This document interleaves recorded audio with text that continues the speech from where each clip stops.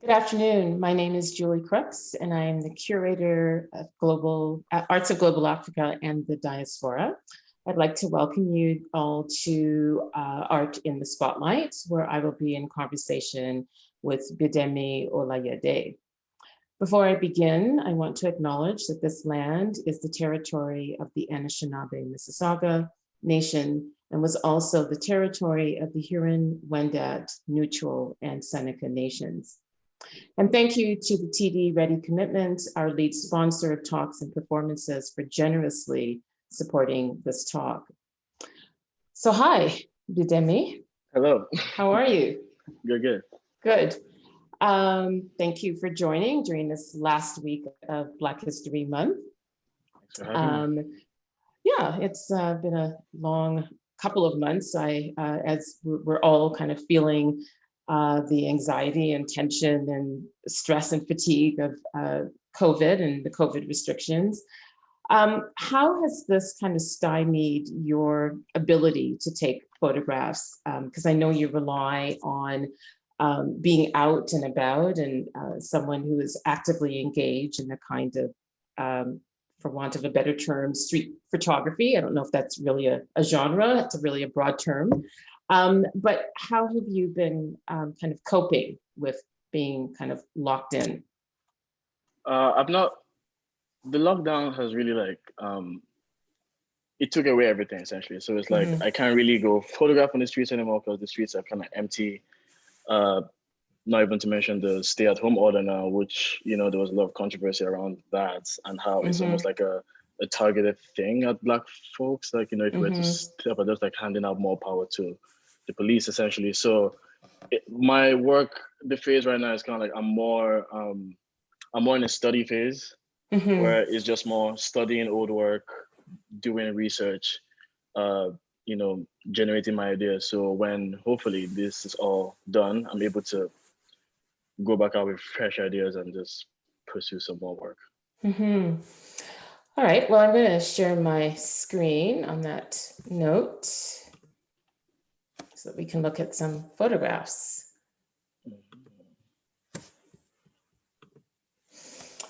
So what sparked your interest in photography? I know you came to Canada to study from Nigeria, but what was that, initial spark and interest in both the practical and historical aspects of the medium? It started more with just the intrigue with the camera itself. Like when I was growing up, my dad had cameras. He took a lot of photographs. Not a photographer, I don't think he would say that, but he took a lot of photographs, and we didn't have our own cameras or anything, right? So it was kind of like that intrigue with his cameras, like sneaking in every now and then to just kind of like take a look at it, see how it worked, and like not having access to that. And also, me asking to get my own camera, but that not being the case. So when I then came to Canada for study, I actually studied psychology before photography. And while that was happening, I was able to get my own camera, and I just kind of like ventured out and was taking my own photographs just on my own accord. And then that sort of grew into sort of like the interest in photographing people, because everyone loves to see a good photograph of themselves. So it's almost like you become the camera guy where anyone needs a photograph for Instagram or whatever, they hit you up, you're the one that's gonna do all that, and then, playing around in Photoshop and all that. And then while doing my psychology degree, it was, it became a thing where it's like you're doing it so much that it's then starting to kind of like push and pull against what you're actually doing with the psychology. And eventually it was just like, I might as well go try pursuing this full time at OCAD. And then I was at York, and then I left York to OCAD to study photography. And that was where I was really introduced to sort of the historical aspect and the more, academic side of it, and the history of photography as well. Yeah. And as we can see from this first photograph and the next one, just as a kind of starting point for our discussion, your photographs are really chiefly concerned with Black subjectivity, documenting kind of the complexities of Black life in the urban Canadian landscape. How did you begin to formulate this approach, and why? I've always been drawn to sort of documentary photographs, even before I got to OCAD or studying it, because it always showed sort of like this time capsule of another time, which is why people have such like a thing with nostalgia, right? When it comes to images, like, oh, like this is how they used to dress back then, and all this kind of thing. Everyone wore top hats and suit jackets and whatnot, like every day and stuff like that. So I was always drawn to that. So naturally, I gravitated towards trying my hand at it and just like documenting whatever I saw outside before it's even like just objects and architecture before it actually diverted towards people. And as the timeline goes on, eventually it started bringing up the question of, you know, community, right? So it's like, where is my community in all of this? And that's when I started, you know, more taking aim at, you know, Black folks while I was out. And then that's sort of like how this work started. And then you sort of like notice or realize that, you know, you kind of have this, you have this camera, which is like this weapon, right? Like as Gordon Parks would say, like that you could use to sort of fight for justice and whatnot. So you almost feel at that point like you have a job to do with this. You know what I mean? So that's when, you know, it kind of fell into more research, and then that informed the work I was making.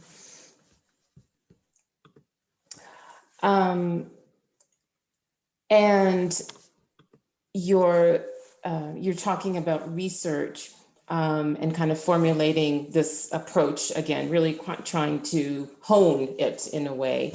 The series on Canada Day, which you shot in on Canada Day 2019, you kind of extend this exploration of Blackness, right, by documenting a range of individuals during Canada Day, who, as you say, are enacting self-fashioning gestures to position themselves, their kind of identities as Canadians. Can you kind of expand on what this project, what you kind of set out to do with this project?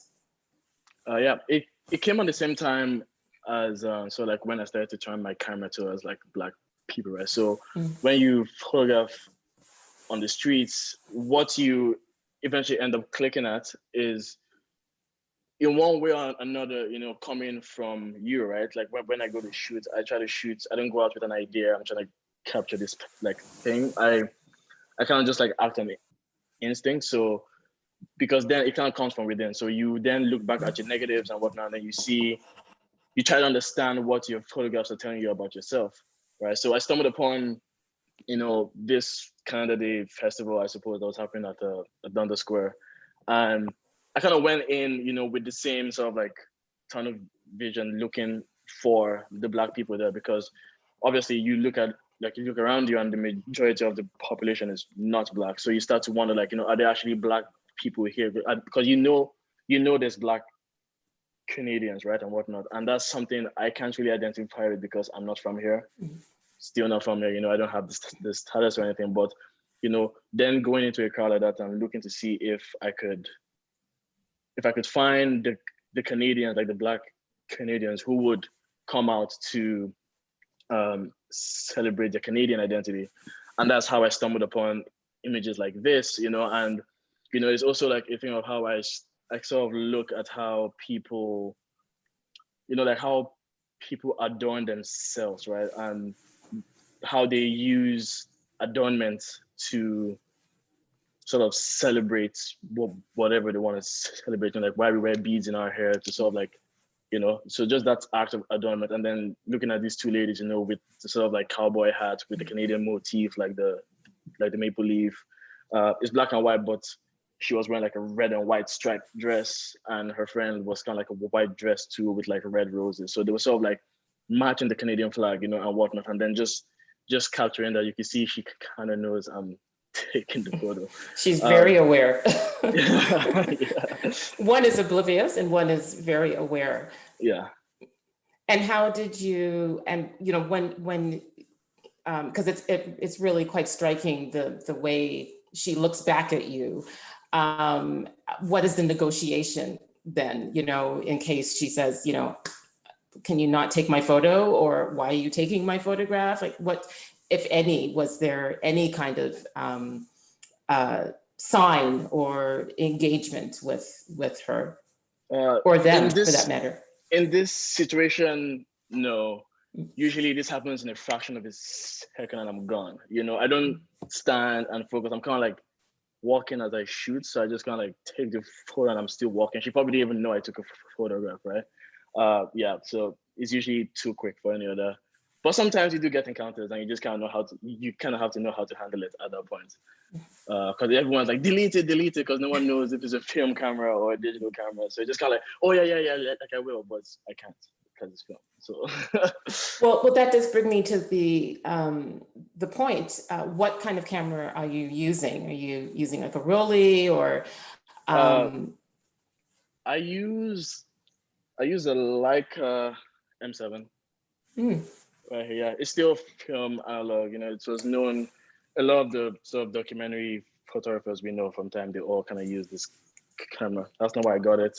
I got it because it does the job. I could take a photograph with anything really, but yeah, that's what I use for kind of like the quick street shots. Yeah. So you're not trying to hide what you're doing, the act of photography. You're quite open about it.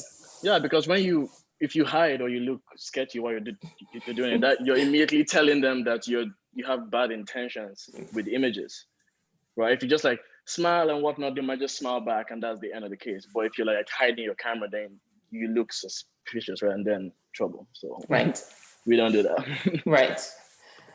And this is another photograph in that kind of series of same day, and this man putting kind of paper flags in his pocket, and of course he's not aware of you taking that photograph, right? So, yeah, but you could see that act of adornment, right? Like how he's placing 2 flags into his pocket. So that's kind of like looking at gestures that people were making. People had like T-shirts, just kind of like the logo, you know, Canada and everything. So just looking at how like Black folks were equally celebrating during that time. Yeah. Well, celebrating a kind of notion of citizenship, right? As you know, people that want to belong to the nation, but sometimes that's kind of elusive. So I think that's a really interesting point. And what about the kinds of ethics of photography, you know, the kind of you know, again, he is oblivious to you taking that photograph. You might use it. It might end up in an exhibition. You know, do you ever kind of think about the kind of ethics around your role as a photographer and taking these kinds of photographs of particularly racialized communities? I mean, there's a lot of, this could be a whole nother talk, you know. Okay, like right. I didn't mean for it to. No, it's all good. No, it's just like, you know, that you could think about the ethics, but at the end of the day, what I have to focus on is my ethics, you know, when it comes to what I'm capturing and what I aim to do. Like, I'm more with my camera, with my work, I'm more trying to empower Blacks as opposed to anything else, right? So you could run into issues where you could have an exhibition and someone be like, oh, I know that guy, you know, and they could send him a photograph and he could be mad. At that point, it's a matter of being respectful. If they say that they don't want it up there, then you take it down. Some people get really happy at the end of the day. Oh, I don't remember when that happened, but I remember that day or whatnot. That it could just be a thing. They might want to buy the image. They might want it, you know, like it doesn't matter. So it's just a matter of, that's something I try to think about maybe after, which is why, as you will see later on, when it comes to my portraits series, that's a bit different, right? Also, it's just knowing where I stand on the street. So example, like I'm allowed to take photographs on the street. It's a public space, right? So there's no laws where it says I'm not allowed to do so. So just kind of like knowing where you stand in case someone wants to, you know, start a fight. So I'm like, you're not allowed to do that. It's like, I kind of am. You're in an event, you know, I'm just taking photos. Right, so, yeah. Right. And this is a different space, obviously, another festival. This is Afrofest, where you are capturing individuals, families during this festival. what are the kinds of decisions that you are making? As you said, you make these kind of split second almost decisions as you want to set up your shot. Are you thinking about composition? Are you thinking about the story ultimately that you want to tell? Are you thinking about things that you want to reveal or obscure? Tell me about that process. I try not to think too much formally when it comes to street, because if you think too much, you lose the moment, right? So it's a matter of, I see what captures my interest, and it's a matter of me being fast enough to frame that in. So in this case, it was like, his attire, the face paint, with the mom. We all remember growing up with our moms, things like this. But it was also like little things you realize later when you print it or develop it, and you could see, for example, he has a coffee cup in his hand. And what's the kid doing this with a coffee cup? And maybe it's his mom's coffee cup, but the mom has her own coffee cup in her hand. So there's just like stuff like that you notice like after, but for the most part, if you talk about framing and composition, it's just, you see what you have to have in your frame, and that's just what you work to get. If I had to tilt the camera all the way to have them in, then that's what I would have. But as long as I capture what I saw, then it would be, it doesn't matter. I'm not trying to place them in the center of the frame or in the corner, that just takes too long and they will have passed me by at that time. Yeah. So those are the kind of things I think about when I'm out on the streets, like photographing. And it sounds, again, as you said at the beginning, you rely a lot on instinct, right? To really set your camera in motion and take the shot. And this one in particular, I think, is a great example of that. Can you tell me about, obviously same day, but there's something that you're right. I've looked at this photograph a couple of times over the past couple of days, and I've discovered new things every time I look at it. So what drew you to, I guess, a mother and daughter strolling through Afrofest? First of all, I'm a mama's boy, so let's just get that out of the way. So I've noticed in the stream of my archive or my building archive, that I have a lot of mother-son images, mother-daughter, mother-kid. I have a lot of that. So when you notice these things in your archive, it just kind of like I said, when you shoot instinctively, it starts to tell you something about yourself, right? So that's something I recognize, and I just always kind of, there's a lot of conversations to be had about motherhood, all of that. With this image, it was interesting because you could see, for example, the piece she has on her neck. That's very interesting, the sort of like crown thing she has. But what drew me to this was I saw her, she passed me by a few times, like she was looking for something. She just kept on walking back and forth. And, I was just kind of like, each time I saw her, I saw the piece and I wanted to take a photo, but like I wasn't able to. So it just kind of like, you move on. And then eventually I see her again walking past me with the kid. You could tell who just got into trouble because she definitely ran off. And that was what the mom was looking for. And, that was sort of like, I was sort of like lined up at that point. I'd already like recognized her as this, but now there was this added, like context. And then I was able to capture all of that in one frame. Well, yeah, she does look very unhappy or not at all pleased with what has happened. But I also, again, you have quite a skill because when I looked at it again, this tent structure with this, the stand that's holding up the tent, is kind of like almost a demarcation between, the mother and daughter in this kind of tension. Even the lighting.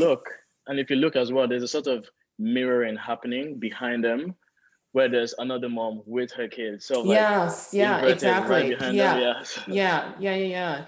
It must be really extraordinary when you look back at your shots after a day like this and you discover some of these gems. Does that happen often, or? Yeah, it happens quite a bit. Yeah.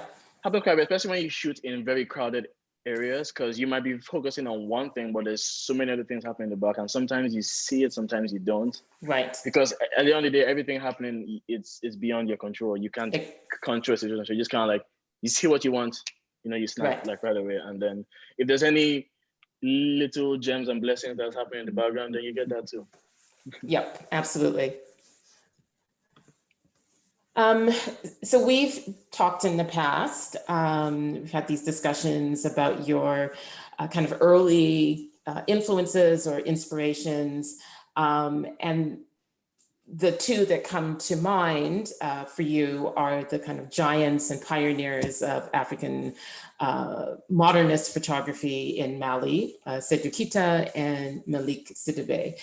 How did you discover their work, and how did they kind of catalyze your interest both in kind of street photography and documentary and portraits?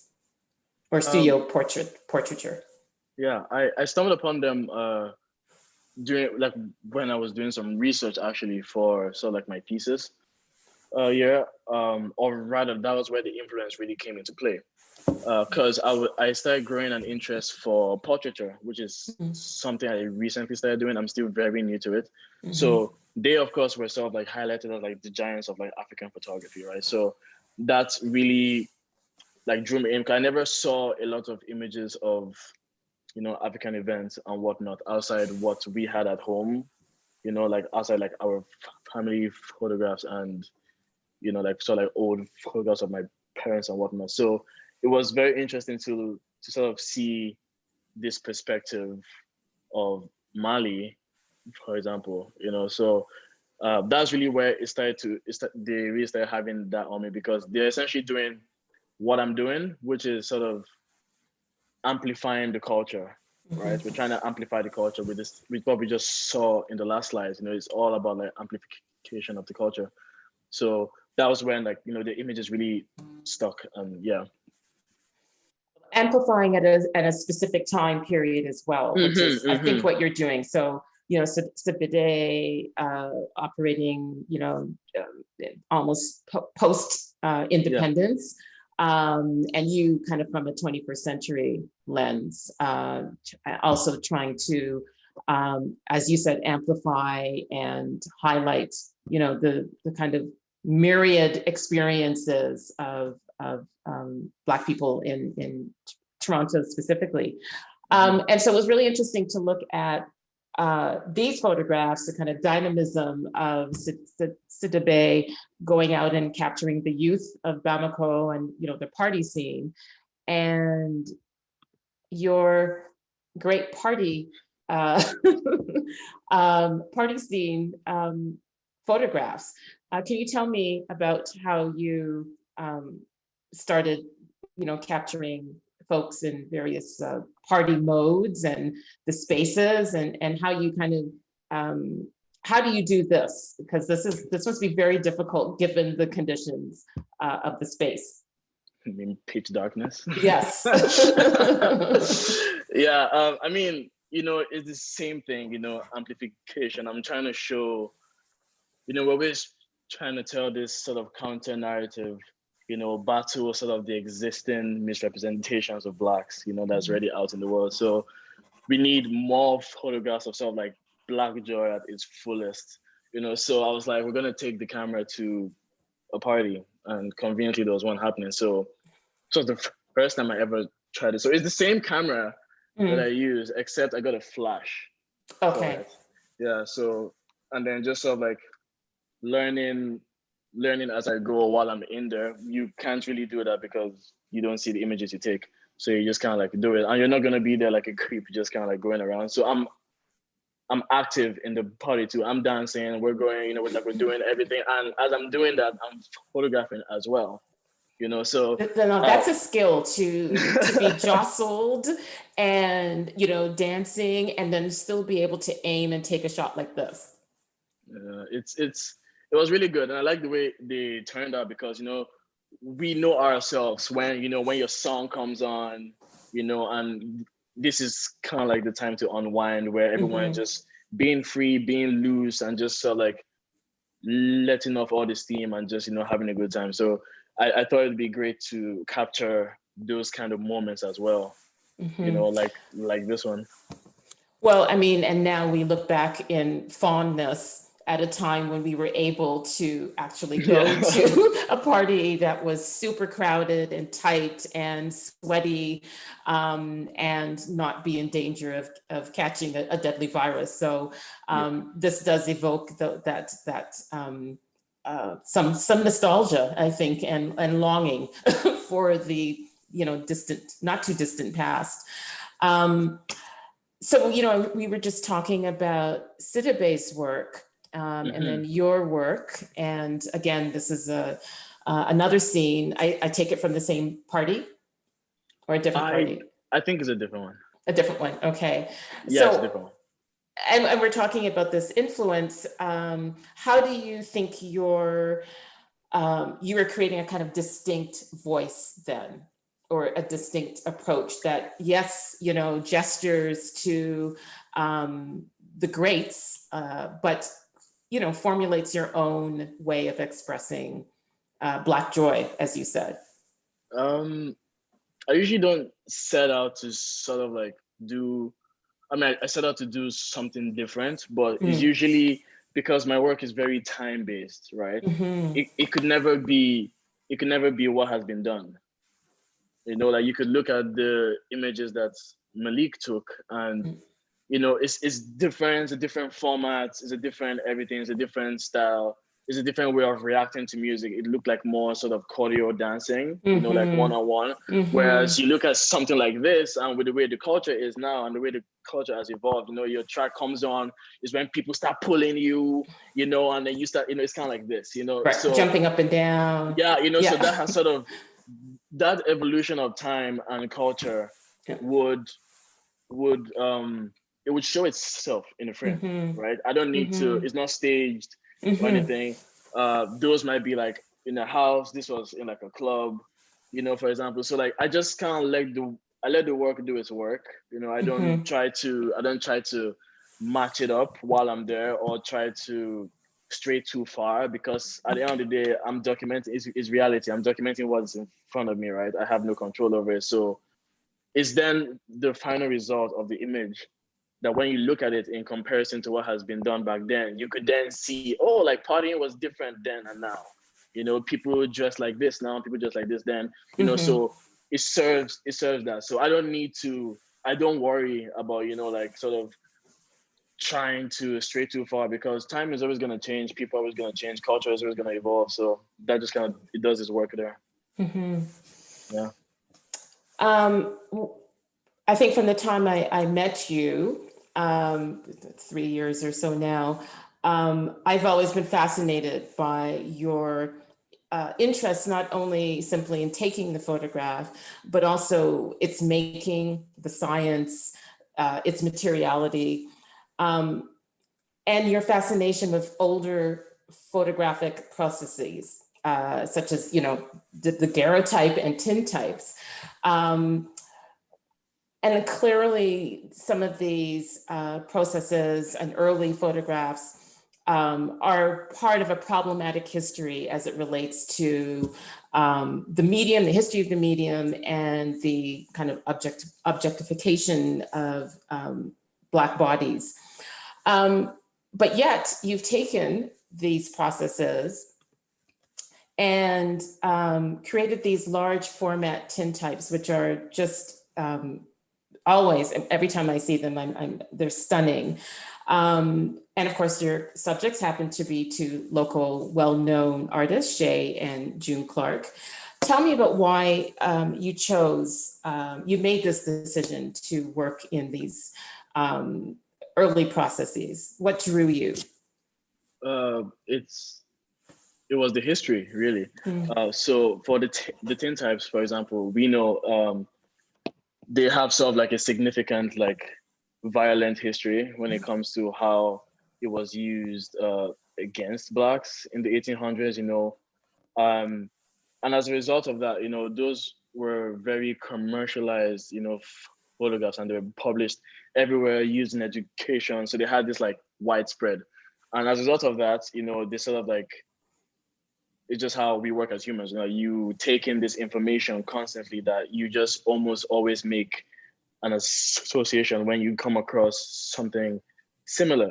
So I decided to use the tintype process as as more of a strategy, to combat those associations, right? So you would see something like this in person, and most people would make the immediate association back to the time of slavery, So when they come across the image of a Black body in a historical context, there's that immediate, oh yeah, it's probably like a slave image, or they were probably like a servant, or there has to be something that has to do with diminishing their status in society.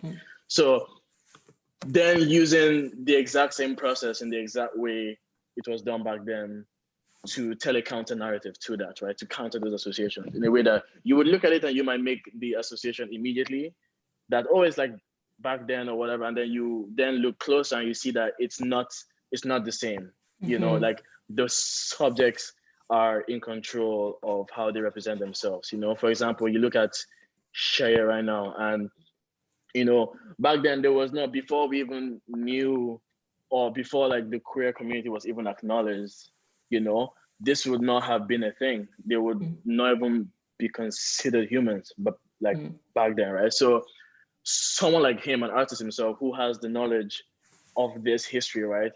And just, I didn't, again, with these two images, I didn't tell them how to come or what to wear, whatever. It's just, come as you are, represent yourself how you want to be seen.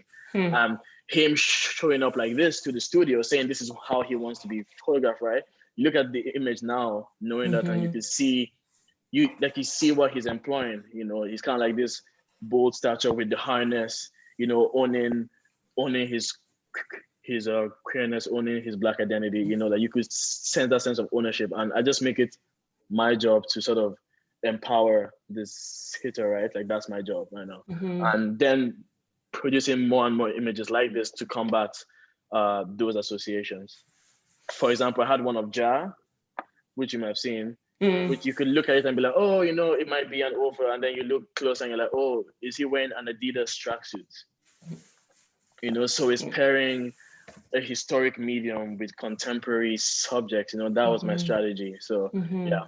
Well, it's worked very, very well. And I really want to underline what you said, the ability to represent yourself the way you want to be seen, right? That's kind of the, the main kind of underlying approach to thinking about agency in portraiture, especially in studio portraiture, and especially for Black subjects in portraiture. So I think you've, this is a very popular series, as you know, and I hope I'm sure you're going to continue in some way to develop. I was gonna show this one, just so I guess people get an idea of the scale.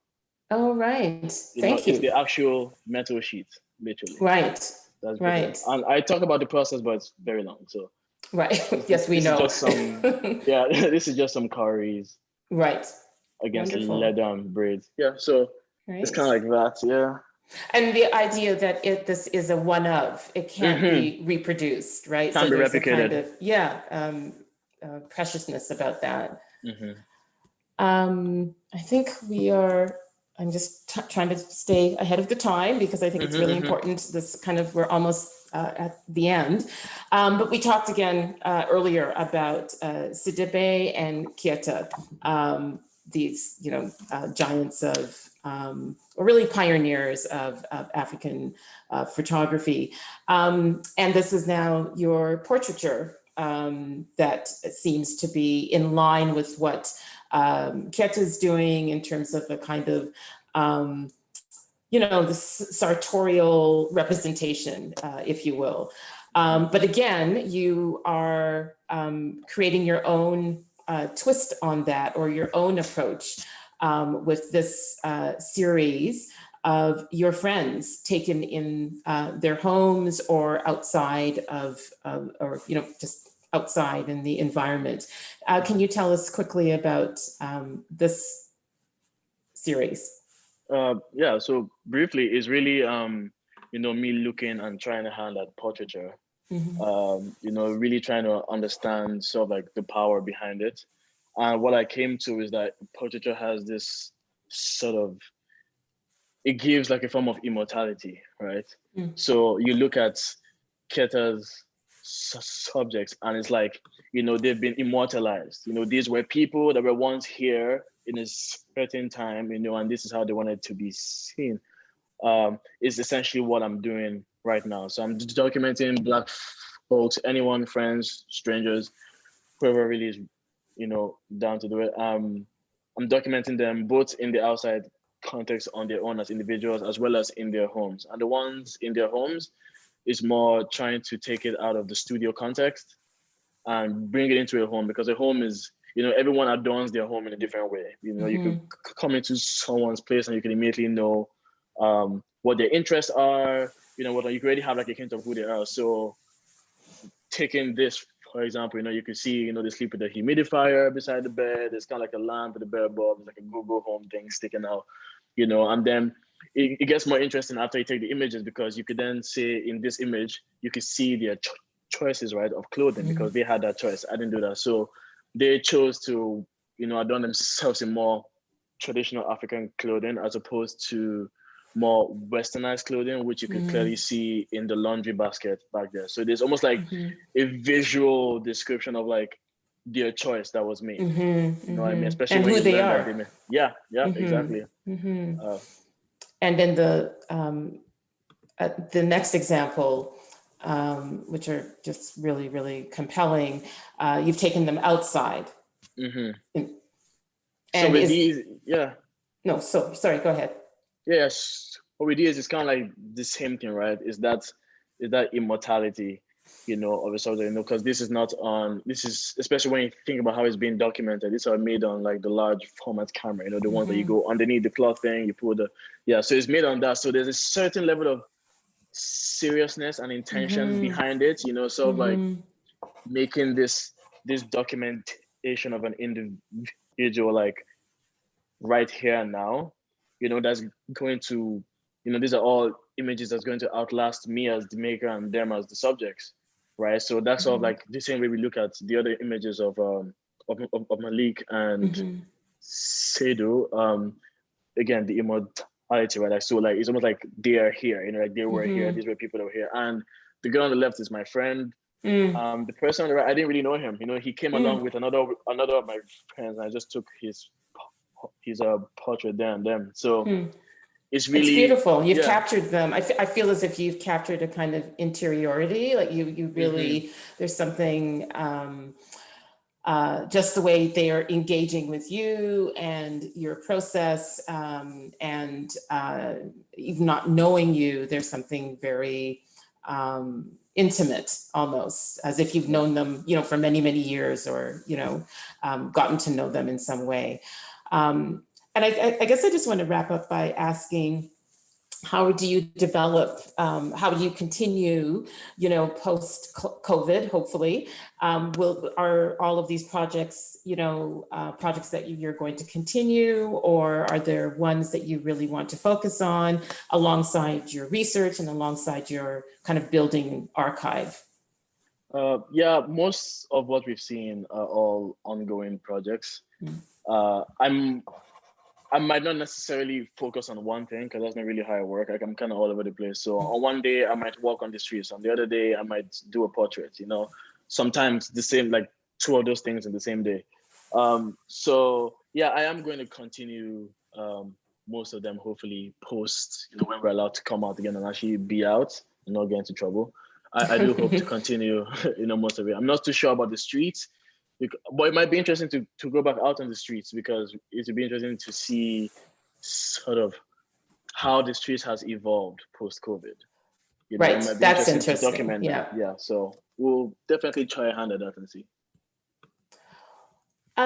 Quick question: do you ever shoot in color, or are you? Yeah, okay. I have, very rarely, but I have. I don't have any of them to show right now, but yeah, right. I tried it. I'm starting to think about it more and more, just to try it out. But right, yeah. Great. Well, thank you, Bidemi. This has been really, really fascinating to kind of catch up with you and see what you've been working on and where you're going. And I just want to thank the TD Ready Commitment, our lead sponsor of these talks and performances, for generously supporting this wonderful talk. Thank you. Thank you.